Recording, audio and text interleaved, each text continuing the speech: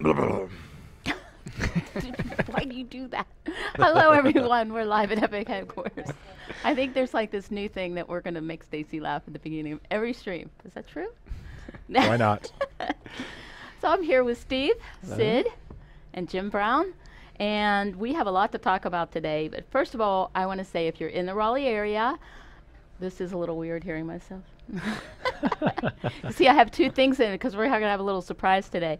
So if you're in the Raleigh area, make sure to go to the convention center downtown at ECGC. We're there with Unreal Tournament. Skins and Frost are there. So go and play some UT.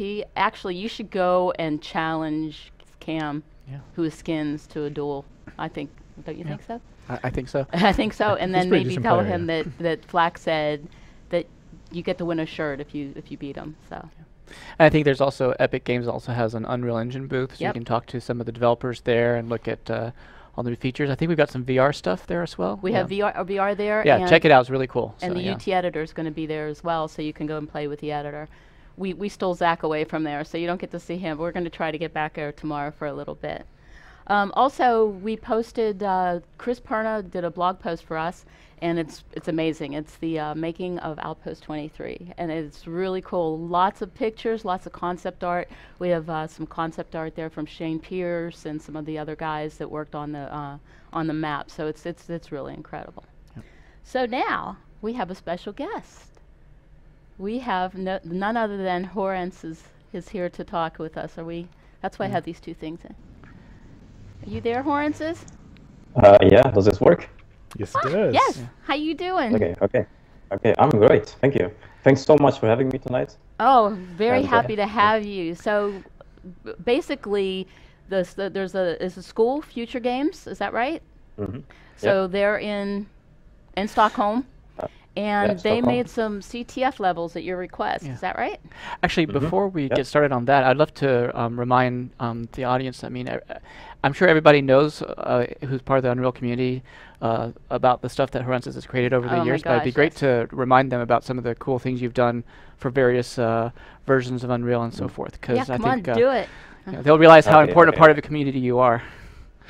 I started in, I think, 1999 with the first Unreal tournament. Actually, I messed a bit with the first Unreal. I never released any levels with that. But then I went to the first Unreal tournament, started making multiplayer levels with that. Got into the community at some point, around 2000, started releasing my levels to the community. And from there on out, it was quite a roller coaster, I must say. Yeah. So I've done, I think, a few dozen Unreal tournament levels. I don't know how many. It's like 40. Go ahead, say the one that everybody knows. Well, I did ranking. I did 4 levels. There's the one. 5 other. All the competitive guys know that one. Yeah, and 5 other Unreal Tournament 2004 levels. Yeah. Well, the you did some VCTF levels too, right? Well, actually, they were Onslaught levels that people turned into VCTF levels that wound up being super popular too. And the Make Something Unreal contest. Yeah. Yeah, I won like 15 places there. I think 15 top 5 places, something like that. Yeah. So, but you also made a lot of levels for Unreal Tournament 1, then Unreal Tournament 2004 and 3, and Unreal Tournament 3 itself. Yeah. So all of them. Yeah. And you also did tutorials. You had a tutorial site going there for a while. Yeah. Yeah. I mean, this is also always so difficult. People ask me, "What have I done?" I don't really know where to start. Is a problem. Like, I'm not really explaining very well what I have done because I don't know where to start. And so now you're an evangelist for Epic Games. Yeah, I work for you guys now, so and part of that is talking to students and getting them to work in the editor, which is what you did with this. Yeah, absolutely. So I went there for 3.5 weeks. The students are they've only been in education for 6 months, so they're only 6 months in. They worked a bit with the Unreal Engine 4 for game project 1 and 2. So you have 2 game projects. They did stuff there with the engine. So they knew the engine, but they didn't know brushes. They didn't know multiplayer level design or anything of that. So I had 3.5 weeks to introduce them to all of that. And the results are the current 14 levels. Cool. And they're amazing. Shelly, could you bring up some of the images? So we have the pictures. We actually did a blog post about them. So if you want to go over to our blog at unrealtournament.com, you can see the pictures there. And we have a couple of the pictures here. Can you talk about them a little bit? I don't see the pictures you're seeing, so... Here we go. Can you see them now? No. Oh, it's probably... Probably a delay. Okay, well we'll just look through some of the pictures, and if you guys go now, if you go on the forums, the guys are continually updating their maps. Is that right? Yeah, that's the idea. Not all of them, perhaps, but some of them will definitely do that. Yeah. Yeah, because some of the guys and the girls from the class actually posted on the forums. These maps are so cool. We have like Olympus, which looks really amazing. That one is by Ut. And and we have Glack, who did Planetarium, which also looks amazing. I love the red and the blue in that one. That looks really cool. And Naquid and Nikolai, who did Omega, who also has a video, which is really cool. And this one kind of reminded me of CTF Wutabulous or Longest Yard. And yeah, that was kind of the idea in a way. Yeah. And CTF Bridge, which is really awesome because one of the most popular community maps back in the day was Bridge, which was just a big spam fest, and everybody would sit there and run for the Redeemers. So it was really cool to see that one too. It was like a different take on it. VCTF suspense. Yeah, exactly.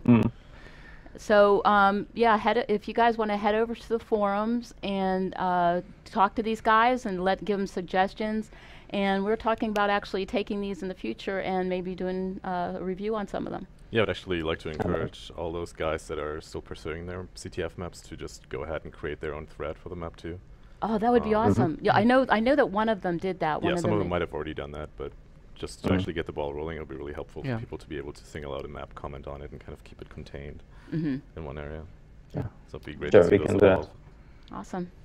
Can you walk us through the process just real quick of like, you said these guys didn't have any experience in the editor or any experience with brushwork. Like, what was the goal? Were they creating a visual thing? Were they focusing on gameplay? Like, the focus was pretty much on gameplay. Yeah, they're gameplay designers. They're not artists. So all of them are gameplay designers. Awesome. Well, they're studying for that at least. So it definitely was gameplay, and we pretty much started. The thing is with the education is we're not an academical institution. We're pretty much a vocational education, so it's very hands-on. So we'll do literally that. We literally just start the editor and make stuff, because I think that's the best way of learning it, probably. Yeah, that's very so cool. there was, I pretty much did a presentation for a few hours the first day, explaining like, these are the existing and tournament levels. This is the stuff you should probably pay attention to, and then we just took it from there. And then as we went along, I saw things going wrong. You see people making mistakes. I did another presentation like, you should probably start avoiding this and this and this, and we went along. So it's really like a fluent process. Like, we do things, we evaluate, we maybe talk about it, and just continue. Yeah, it was So very it cool. really So went like that. were you actually like looking over their shoulders and giving them one-on-one advice, or was it more like a lecture type situation? Both, really. Both. It really just depends on the person, on the situation, on the whole thing. But definitely both. Very cool. I know a lot of people in the UT community would like to have Hourences standing over their shoulder while they're making a map. There's times where I would like him standing over my shoulder giving advice, honestly. Yeah. So when are you going to be in Raleigh and come to visit us? I don't know. It depends on you guys as well, so we'll see. Okay, next time that you're in here, you're going to have to come on the stream with us, right? Absolutely. And before he leaves, I mean, he undersold all the stuff he's done with as part of Unreal. Really I mean, Yeah, he did know, the I ball. know, What He's was very modest. the mod you did for? You did a big mod for 2K4 also. What was? I worked on Jailbreak, guys, Jailbreak mod, but it was more on Tournament 1 as well. With Wormbo. Let's see what I did. I worked a little bit on Dead Ball. I worked on Jailbreak. I did several really big mods for on Tournament 1, like Excedia and Operation Apali as well. When if you still remember that long ago. Yeah. And then I did the ball, of course, for on Tournament 3. Then we went commercial with that. Yep. I also did on Mechanical with my own company. I mean, it's just such a long list. Yeah. So I'm indeed underselling it, but I don't want to talk for half an hour. Well, We love to it just hear helps it. people know who you are, because I mean, it's great to have you on the stream. It's great to have you part of the Epic family. So we're glad to have you and participating with us and helping us make this great game. Yeah, the ball is so much fun. Yeah. I got that when it first came out. I got to Yeah. preview it. It was awesome. So it's a great game. Thank you so much, Hourences. We really No appreciate problem. you Thank you. stopping by Thanks. It's, and being our first Skype call-in. Yep. that's very nice. That's an honor. All right, and make sure you guys stop by the forum post and talk to the guys that have made the maps, and we'll review them soon. Great. Awesome. Yeah. Awesome. Okay. Thank you. Thanks. Bye-bye. Take this out now. That will help. Yay. That was really cool. Thank you, Shelly. Shelly got that all Okay. together, and Zach. So next off, we're going to look at some community maps. And Lost so it let's is pull up the dreaming. Vomitron. Hey. It's only okay if I say it. So this first map is by somebody who we all know and love very Another much. popular designer from the Unreal community. Rather popular designer. I think just about everybody knows him. And this is from Mozi. Yeah, it's called Iron Maiden 3 at Three? this point, I believe. Yeah. You would think that he was like an Iron Maiden fan or something. Or like a drummer, maybe. I don't know. I was trying to remember back. Was the original Iron Maiden an Epic map, or was that his entirely? I think it was his. No, I think it was it his. Yeah. I don't know if he's watching. Yeah, I saw him in the chat there, but it's delayed, so. Yeah, so You we can had comment. a go playing this FFA yesterday. I think we were 6 people maybe, if I recall correctly. Yep. Yeah. So one of the things that stood out to us a lot was that the map felt a little porous overall. Like you got a lot of situations where you kind of felt like you got shot in the butt a little bit. Like the flow is nice, but the flow is almost too nice and connected in some areas. So basically, it means it ends up being a little porous and hyper connected. So do you think that's because we're used to, having a place that we can put our backs up against the wall, or? Well, you kind of need that a little bit, right? You Yeah. need like this corridor is good because it segments off. Well, this is where I sat. I would grab the flak and I you would go can, up in you that can, corner and just sit you there. can kind of predict where somebody's going to come out on the other end. But a lot of these areas, like here, there was, you're taking fire from all directions, There's so you can't really so engage many the fight. different ways in and out. Where being down here is just basically like, hey, please come shoot at me. One of the suggestions that Nick had, which I thought was actually pretty good, was to take the map exactly as is and just scale it down by, a third, maybe even a half. Yeah. And just it'll kind of bring some of those open spaces together. And you probably have to add in a couple walls to kind of separate things a bit. But on an overall scale, yes, but even also on the smaller granular scale, a lot of things just feel very large. It feels a tiny bit overscaled. Yeah. Just in general, like. So that'll help a lot with that. But the actual flow itself was good. We had fun playing it. It was just a bit too chaotic, I think, was the. Yeah, I found the armor placement a little bit weird too, to be honest. Just because it's sitting in this stuck there. Well, super I high thought, traffic spot out in the open. Loving to pick up the sniper rifle as much as I do, there was no place where you could actually go with it to be safe, because as soon as you picked it up, somebody else would be. Well, that's not necessarily a bad thing. Yeah. Yep. Yeah, that's a very. No, it's bad. No. Yeah. It was actually kind of interesting because everybody would get the sniper and then fire out of these windows. Yeah. And somebody would inevitably come. But up it behind was. you. But since they were zoomed in, you could sneak up on them. So that was actually a I pretty know, nice, that was everybody's favorite That was a thing. nice place. It might be interesting also to see how this map plays in TDM, because I wonder if some of those issues would feel. Yeah, if you had people in that's packs. a really good point. Yeah. Because I know that Mozi is a big team player. He's not. Yeah. He's not usually playing deathmatch. You can usually find him in a team game. Yeah. But yes. We should give it a try. I know I got crushed until the very end, until I found that one hallway with the flak, and that's when I started finally. The catching second up. flak that you didn't. The know second before. flak. I was like, oh my gosh, there's another flak. Yeah. Overall, I think good map just needs to be tightened up and a little bit more segmented, and then it would be really, really solid. Yep, I agree. Really nice to see us get pulled together a bit, and. The other thing to consider is separate some of the spaces vertically instead of horizontally. There's a lot of up and down here, but it's all basically just ramps on the same level.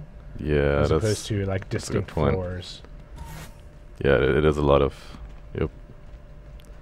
Dip down, dip up. Yeah, which just kind of adds to that completely open feeling. Makes it instead feel of separating a little spaces. bit pancaked, I guess. Yeah. Top down, right? Like. Kind of as if you just took the corners of the map and you pulled it out. But yeah, awesome job, dude. It looks really cool. Next up, let's see if I can find this here. And these maps are on the forums, both on the forums too. So if you want to. Yeah, they already have Yes. threads going on. They're already collecting feedback. So Yep. feel free to hop in and tell us we're crazy or add your own comments. 5, 4, 3, The next map we were looking at is DM Incomplete by Darksteel, who you might remember from being the guy who made DM Archives. Yeah, I thought I had a typo. I was like, yeah. no, that's wrong. That was last week. I really liked the direction that Archives was going, so I hope he doesn't give up on that one. This one felt like a interesting concept, and I liked the idea of it being incomplete, hence the name. And there's like all the weapons are in little openings in the walls or in the vents, or as if it's a place that is in the middle of being built, or a level that's in the middle of being built.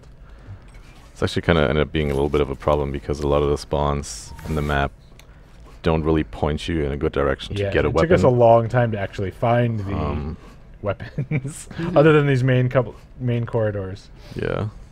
So I really love the hallways, of course. Yeah, there's some cool gameplay spaces here, like playing with the elevator and all that stuff was fun. One thing Shock to note. and Sniper saw a lot of action. Yes. One thing to note too is that always somebody in the middle the map is basically symmetrical, which I'm personally not the biggest fan of, to be honest. Especially for just DM, TDM, FFA maps in general, like making something symmetrical. Oh yeah, see, I didn't know that was there. Sometimes feel a little bit like oh man, I got this cool stuff halfway done, and I got some cool ideas for rooms, and they all work really nice individually, and then it's like, if I take this entire thing and copy paste it, then the map will be done, kind of thing. Which I've done a lot of that, like in the past, of trying to get that satisfaction feeling of like, sweet, another shell down or whatever. I didn't even know the rocket launcher was in there until like halfway over the map. I'm like, was everybody finding the rocket launcher? Well, I think that was part of the problem. Like it appears to be symmetrical, but really it's kind of not. It's and then there's the teleporter in the middle as well. That it ended up being more confusing, I think. Yeah, I think this could be strong if it actually ditched the symmetry and instead came up with unique scenarios surrounding that central room here. It has a great look to it too. Some of the stuff was a little snaggy, like these things are kind of easy to get stuck on, and they're feeling pretty tight. Might be interesting to just come up with alternative ways to actually get to the top from the bottom floor here. I felt like that was going to be instant death if I climbed up there. Yeah. I also felt like these corridors needed just like right where those tiles are, like a little something on the floor to block visibility, so you can kind of work your way up toward the sniper, or something, get a little bit of cover. Something to duck in and out of, maybe behind a pillar here or something. Or otherwise you just have big open corridor. It was instant death down that hall. Yeah. Some of these bits, again, are a little bit snaggly on the wall, too, which in a shell we don't necessarily want. And it's nice to have some idea of the visual direction, but it'd be better to keep it, as playable as possible, so you don't even have the possibility of snagglies like that while you're trying to figure out the layout and dimensions of the map. Lens flare is also an issue. Yes, actually, the post would probably be good to just copy over from the example map as a starting point and then go from there. Because lens flares is one of the things that we typically just turn off by default in all our level post-process settings. You don't want the level to blind you, unless it's like a specific part of the gameplay, but it would seem to be most of the corridors. There's actually one vent area here somewhere that had this whole big setup with the armor going on and everything else, but I stumbled in there once by accident when we were playing. I could never find it again. No, that's a cool idea. Like, it's really a cool area that feels like kind of behind the scenes. Yeah, I really like this too. This is kind of a dead end that you can watch the power up with. But sure, if it'd be more interesting if you could drop out here. Just jump out. Yeah. Well, or there could be that dead end, but there's another spot you can drop down and kind of go back and get. Let's see if I can actually find this other area.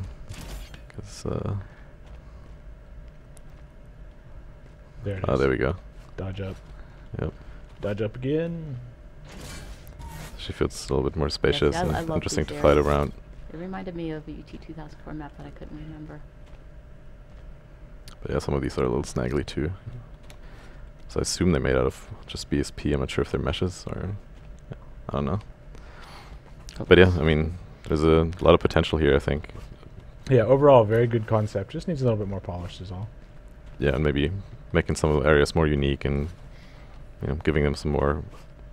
identifying characters. A lot of the, like we said, a lot of the gameplay spaces felt cool. It's just nice to have more and a more variety of them and piece the map together that way. But yeah, still awesome job, dude.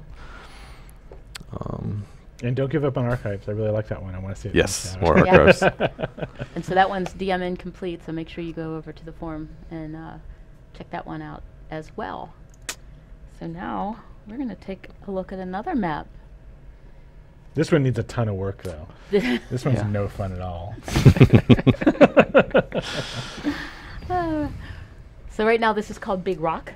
CTF-Bigrock. CTF-Bigrock. This is a lot of fun. So far, yeah. So far, it's been pretty fun. I think this is actually the most fun CTF map we have right now. Maybe it's just because it's different, right? It's very different. Yeah. I really enjoy it. I think it's the which is great. I think is the newness because Well, actually, let's put maybe since I was the only one who actually made the other asymmetrical CTF map, it's maybe the first asymmetrical CTF map that most people actually sort of agree on that it's fun. Yeah.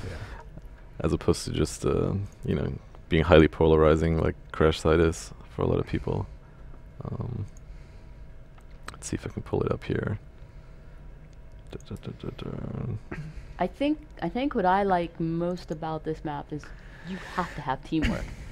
Yes. I mean, most CTF maps you do, but this one, like, you really need to have. If you're running the flag back, you have to have somebody with you, because the chances are. I mean, we should clarify for people. It's asymmetrical, so there's imbalanced power-ups, which affects the way the map plays out, and it's low grav. What, 50%? Yep, half gravity. The And low grav part is so fun. So hit scan, very powerful. You get pushed around a lot. You need people to cover you because you're floating through the air and not moving as quick as you think. Simulate. So you get the shield belt over here on the blue base, over towards the drill base. It's the damage spawn for the other team. And one of the key concepts in this map, since it has half gravity outside, is that it has these energy weapon shields that separate regular gravity from low gravity or half gravity outside. And they will let players pass through, but they will deflect or just basically block projectiles and any sort of weapon fire, which currently also includes the translocator, which who knows might change. We still have to play with it more. I actually kind of like that, though. I kind of like that because it kind of forces. It's interesting. I mean, I sometimes don't like it. I'm frustrated by it sometimes, but it's. It's nice because when you're chasing someone and they're going, they hit that wall and then they have to kind of reset and push through. I mean, it helps the flag runner get going. Like going onto the red base is kind of. It's also actually nice from this. Just it introduces some sort of pacing to the map that you otherwise don't get, because you get these. We had a lot of very dramatic moments of people barely making it past the shield with like 5 HP and being able to cap and. You just kind of get. And when they're chasing you with hit scan from across the map, and then you cross that border, you get this kind of breath of. And you know that they can't catch you that quickly, because they have to stop at the.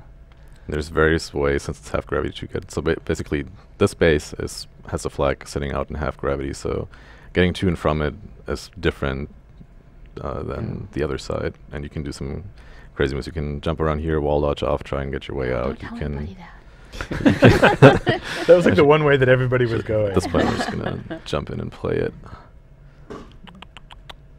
I also like that Vomitron activated. Both bases, but this base especially has a lot of hiding places for defenders as well. Yeah, so this is the whole shield mechanic going on, and it has audio feedback for hits and people entering and exiting as well, and it differentiates between. Big hits will show up, like splash weapons will show up with bigger hits than small impacts do as well. If you walk through, you get your own little bubble that pops up.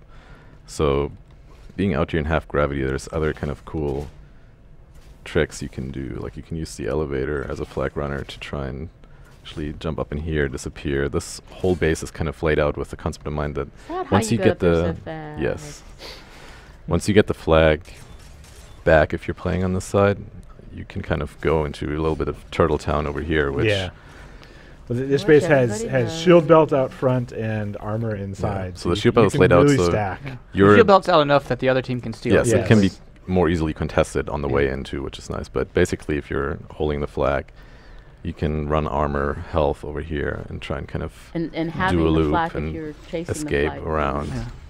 And having wall dodge out in low and half gravity has a ton of potential for getting you pretty far, so you can go places.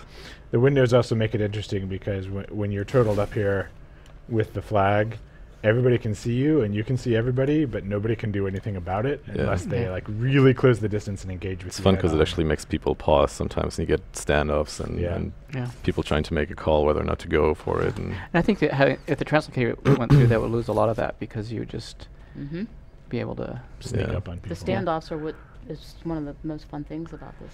Yeah. So Use this elevator too to try and dodge jump back over. And there's a ton of different moves. I spend a good amount of time tweaking the different possibilities of how far you can go and how you can shortcut around here and kind of make your way across. And the entire midfield is laid out with low graph in mind from a standpoint of you can sort of wall dodge in between all these mesas and rock structures. All the big rocks. All the big rocks, yes.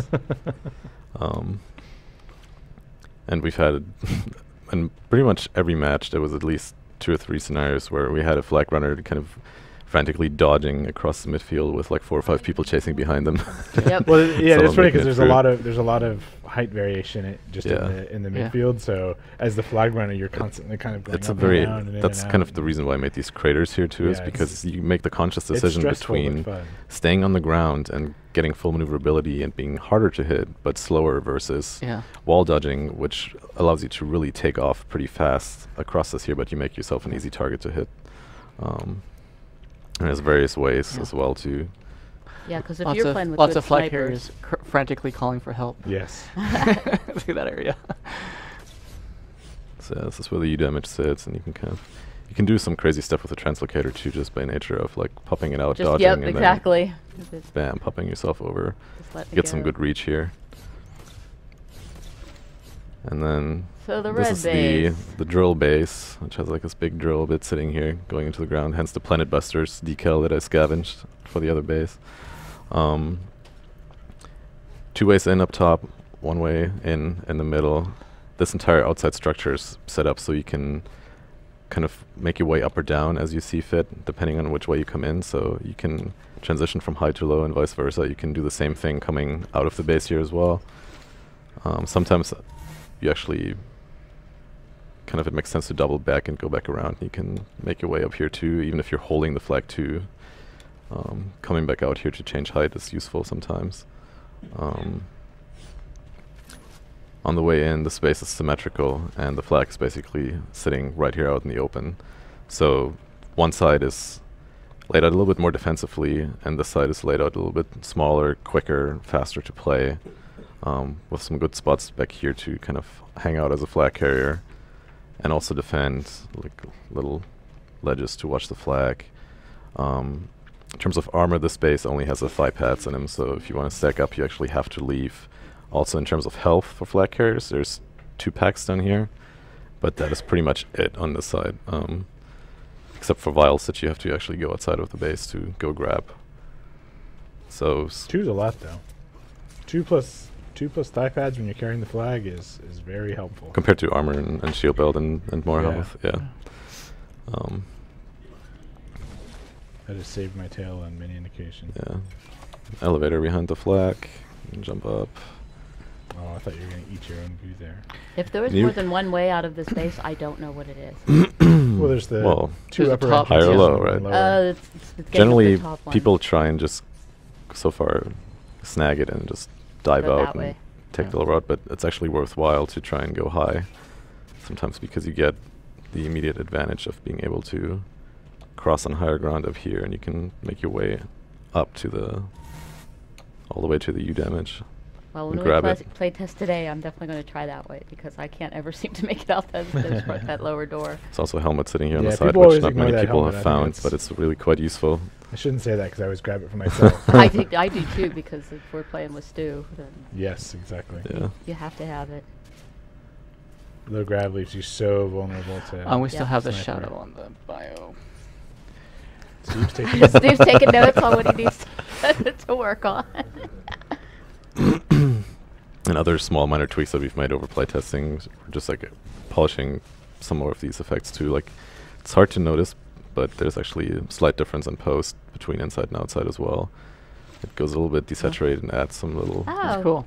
That's a awesome. little bit of fringe on the side, so you can tell, or not fringe, it has a vignette effect on it. Just to kind of reinforce the like more stark outside in space versus, oh, my eyeballs aren't squeezing out of my brain anymore on the inside when everything kind of gets, Total recon. yeah. 2 weeks. When, You had to do it. So when will this be in the build? It's in this week's build, It isn't it? It will. should be this next release Yep. build, Yeah. and it should be working appropriately if Yep. all our folks come in. Yeah. So we have Yes. we have a build that's hopefully going to be coming out tomorrow, depending on last pass of testing, and it's going to have this map in there and the rotation. I think we also have DM Vortex in that. Is that Ooh. correct? Yes, Yeah. Chris K's new level Yep. that he's been working on. So so I have a couple of new maps for you guys to try out. Did I play Um, Vortex? We'll have You must some have. new The weapon trap? balance tweaks. That's something that's still ongoing. I've got a bunch of other minor things I'm trying with weapon balance and player movement that'll come out in the build after this one, but there's some of that it'll be in the build that's about to come out. We fixed some issues with redirects, so using custom content on servers and on hubs should Awesome. work now. And a bunch of crash fixes. I think we've nailed most of the common fixes we're seeing out in the wild, so we'll be interested in seeing how stable the game is after that.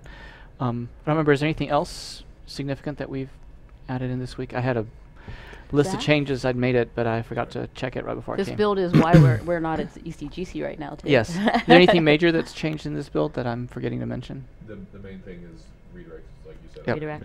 Yeah. Yep. Which, not this next build, but hopefully the build after that will also have an updated version of Leah. Neil has been Yep. doing a lot of gameplay fixes that'll address a lot of the issues that people have been bringing up in the Yeah. forums there as well. Yeah, we're also working on, and we'll probably talk about in next week's stream, we're working on improving our create game menu, and both creating a single player match and also creating a match from inside the hubs. Although I'm not sure we're doing the single player one yet, but Not yet, yeah. but hopefully we'll make that a easier flow for people to understand and easier to figure out how to get into matches and to get the setup you want. What else is coming? Like I said, more weapon and movement tweaks, so we'll be interested in getting feedback on that. That's something we're back to the point where we're ready to do some more iteration on that kind of stuff. And anything else? Got anything else cool coming soon, or just fixing? I did see some levels using the Outpost 23 assets. Cool. Somebody did Fractal. Yep. Outpost that was 23. cool. Yep. Jim's Oh, color yeah. was like, it was very Yeah. bright. Yes. So Well, you yeah. can mess with the materials, right? Yeah, so you you can make that look however from Yep. Yes, reiterate the challenge from the last stream. Take the assets and try and make them Yeah. look as different as We've you said that can. every Hot time. pink. And yeah, I mean, I know guess how on the much map is front, pink otherwise, nowadays. it's one thing that's nice to see now is more people picking up on the asymmetrical CTF map Yes. bullying. So Yeah. which I think is great because that's an area that really Awesome. needs a lot of experimentation and Yeah, well, I mean, research. if you go back so to UT99, most of the maps were, a large majority of the maps, I should say, Yeah. were asymmetrical. Yeah. there's a different range of them, right? Like Yeah. the UT99 asymmetrical CTF maps were yeah. not Not as terrib- asymmetrical. yeah. They were in Yeah, they covered the gamut. But from we were completely trying to- with yeah. UT99. We were trying to make them the sides balanced, and I think that's Yeah. really limiting. I mean, one of the Right. cool things now with the halftime is, because that's actually one of the things I really like with Big Rock is the fact that you feel like you play half the game and you're just excited about preventing the other team from capturing, and it's like Yeah. it's a different sense. And in the second half, it's like, okay, we've got to get this many captures to catch up. Or the first half, if you're on the offensive side, you're trying Yeah. to build as big a Trying lead to as you hold your can. lead, yeah. And so it's or do stuff like Gooba and just experiment with yeah. attack defend. That's it. Yeah. Hyper asymmetrical stuff. Actually, too. I think that's really cool because Which- you can almost make your own custom game mode just by really Yeah. changing how the game. Yeah. So Which at this point is perfectly fine. We're not too worried about creating splinter game types or anything Yeah. that ruin what CTF is or something. It should Yep. be about people just not being afraid of trying different Yeah. ideas Trying and new experimenting with especially things. the And halftime, it Yeah. just makes it so hey, One of the if things I like something about fails, Big Rock whatever. also is that that's- it's asymmetrical, but it's not, at least so far, it doesn't really appear to be imbalanced. So regardless of what Not side as you're on, much you're so, still yeah. capturing. it's Yeah. a little bit more moderate compared Yeah. to Crash side. Yeah. yeah. So anyway, give it It's a try. moderate, but there's still I think it's a good balance, which is why we're having fun with it. So. All right, is that it? I think so. All I right. think. All right, everyone. Make sure you watch the engine stream tomorrow at, I believe it's 3 p.m. And we also are going to be having a Fortnite stream this week, I believe. So make sure you check out for that. 4 o'clock tomorrow. 4 o'clock tomorrow. Make sure you check out the Fortnite stream too. And take care, everybody, and we'll see you next week. And thank you, Bye. Hourences. Bye, everyone.